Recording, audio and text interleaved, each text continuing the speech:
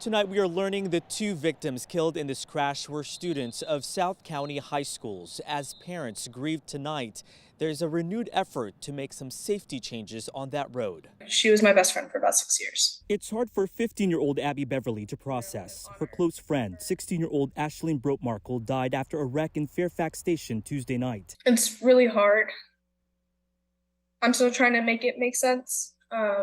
There is a part of me that feels like this just isn't real. Her friend and another girl were driving on Lee Chapel Road when police say their car went over this hill.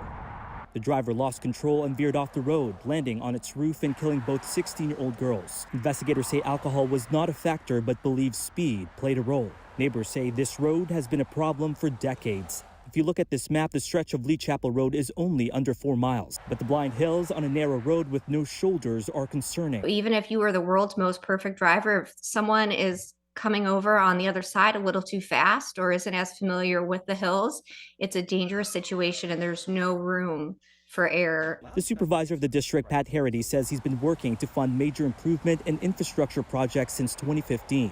Lee Chapel Road is currently sitting on the unfunded projects list. Unfortunately, it might take an incident like this to get it funded. But again, if you look back at the history, there's a long history of accidents and injuries on that road. We verified from the DMV. Since 2013, there have been more than 200 crashes and 123 injuries. Before this week, there were 3 fatalities. Up and down the road, you can see different memorials, a harsh reality for family and friends. She was a great friend and she, always did everything for her friend. There was also a third passenger in that car who was sent to the hospital tonight. Police have not released her updated condition.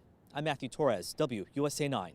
Well, right now there's a petition to, quote, fix Lee Chapel Road on change.org. It was created 20 hours ago, and so far, more than 3,800 people have signed it. You can find a link to that petition in this story on our website, WUSA9.com.